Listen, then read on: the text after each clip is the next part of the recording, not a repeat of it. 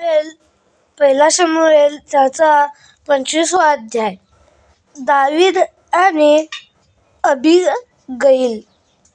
पुढे शमूएल मृत्यू पावला तेव्हा सर्व इस्रायल लोकांनी एकत्र जमून शोक केला आणि रामा येथील त्यांच्या घरात त्याला मूठ माती दिली.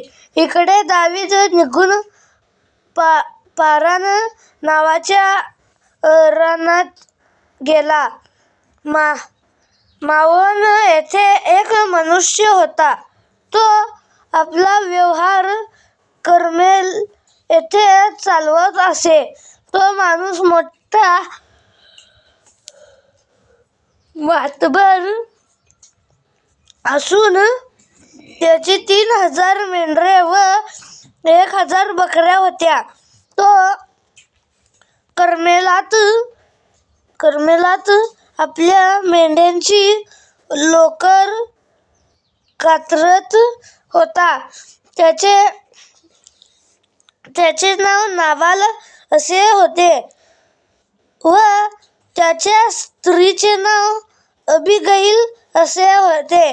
ती स्त्री बुद्धिमान व रूपवती होती, परंतु तो पुरुष कठोर व वाईट चालीचा होता. तो कालेब वंशातला होता. नाबाल आपल्या मेंढरांची लोकर कातरत असल्याचे दावीदाने अरण्यात ऐकले.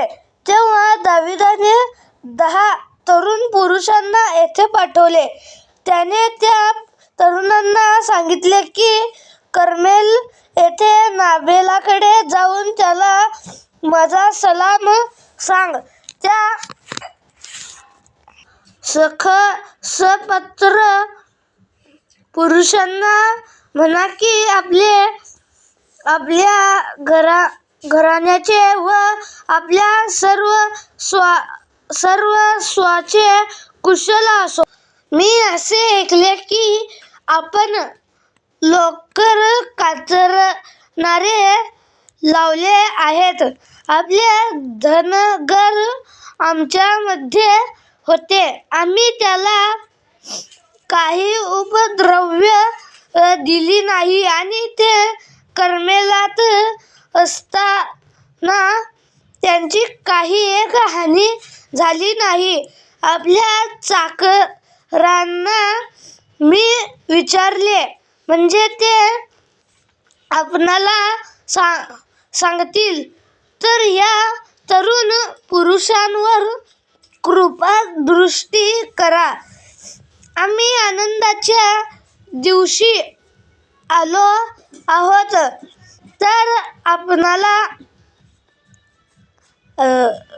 आपला हात चालेल